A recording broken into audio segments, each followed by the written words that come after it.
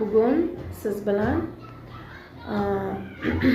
ayolini har bir xatti-harakatini tanqid qiluvchi, ayoliga nisbatan doim salbiy fikrda bo'luvchi, ayolining har bir qilgan xatti-harakatini tanqid qiluvchi, unga negativ, salbiy fikr berguvchi, har bir aytgan so'zini masalan tanqid qiluvchi erkaklar xususida gaplashamiz. Xo'p, nima uchun ayolini masalan boricha qabul qila olmaydi? Nima uchun ayolini doim tanqid qiladi? Ayolidan ko'ngli to'lmaydi. Ayol shunday erkaklarimiz borki, ayollar tovuq miya, ayollarning sochi uzun, aqli kalta deyiladi. Bu bizni jamiyatimizda bunday erkaklarning borligi, masalan, o'sha inson tug'ilganda birinchi marta kimni ko'radi? Onani ko'radi va uning ayol ona uni uchun. Ayol zoti ona hisoblanadi va onaga nisbatan o'sha qalbida bostirib kelayotgan hislarini yetuk shaxs bo'lganda, ulg'ayganda ayoliga chiqaradi o'sha salbiy nimalarni. Chunki onani masalan onaga bunday deyish mumkin emas, to'g'rimi? Lekin bu yerda bizni jamiyatimizda erkaklar o'z ustida ishlamaydi-da. Masalan, o'sha hislar aslida kimga tegishli edi deb tahlil qilib ko'rmaydi-da. Bu onaga nisbatan butun qalbidagi salbiy hislarini doim o'z ayoliga ko'chiradi. Tushunyapsizmi? O'z ayoliga o'sha bostirib qo'ygan ongsizlikdagi, ong ostidagi zaxirada turgan salbiy, onaga nisbatan chiqmagan salbiy hislarini u ayoliga ko'chiradi ongsiz ravishda. Bunday holatda oilalarda albatta kelishmovchilik holatlari yuz beradi. Bu yerda shunday bir o'ylab ko'rish kerakki, nima uchun men ayolimni o'sha sevgida qabul qila olmayapman? Ayolimga nisbatan nima uchun qalbimda salbiy hissiyotlar uyg'onyapti? Nima uchun men uni doim tanqid qilaman? Aslida o'sha hislarini chuqur bir teran holatda o'ylab ko'rilganda aslida kimga tegishli bo'lgan his bo'lgan o'sha hislar.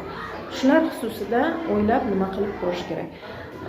Bu yerda onaga ko'chirish kerak, o'sha hisni ayoliga emas demoqchi emasman. Aslo men bunday fikrdan yiroqdaman. Faqat o'sha bostirilgan hislarni qachon bostirildi?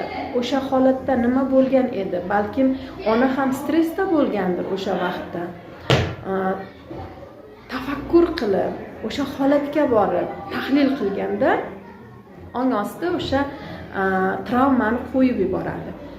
Agar o'sha travma ong ostida saqlanib tursa, doim sizni hayotingizga ta'sirini ko'rsatib turadi. Siz xohlaysizmi, yo'qmi? Siz bilmaysiz u qayerdan kelyapti, nima uchun menda bunaqa his bo'lyapti deb. Lekin aslida o'sha bostirilgan ongsizligingizda turibdi, o'sha programma bo'lib turibdi.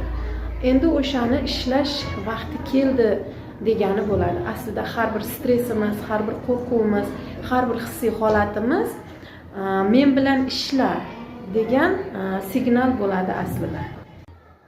Bugun siz bilan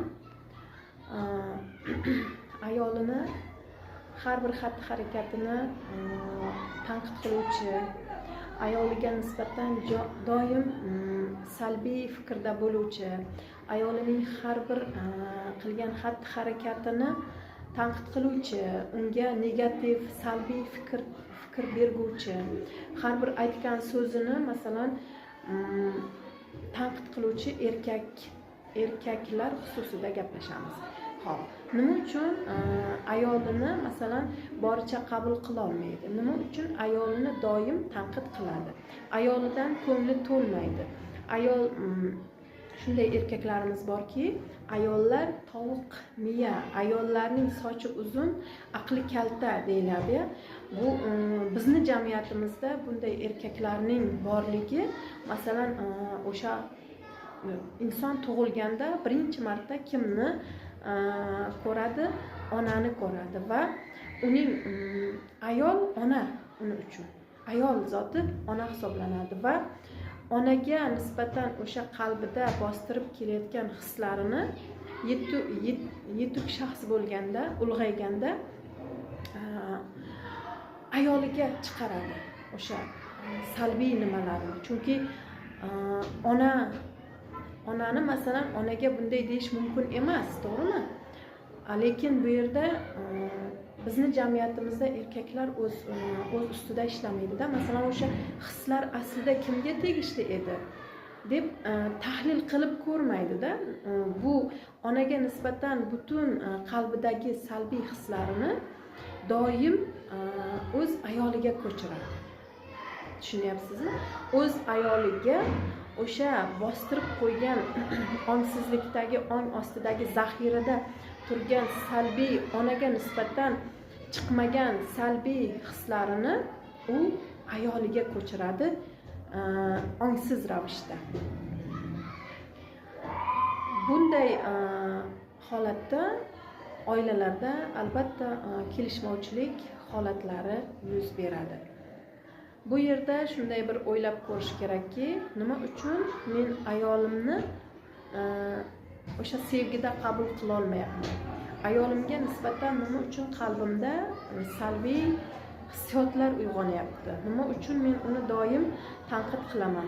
Aslida o'sha hislarini chuqur bir teran holatda o'ylab ko'rilganda aslida kimga tegishli bo'lgan his bo'lgan o'sha hislar. Shular xususida o'ylab nima qilib ko'rish kerak. Bu yerda onaga ko'chirish kerak, o'sha hisni ayoliga emas demoqchi emasman. Aslo men bunday fikrdan yiroqdaman.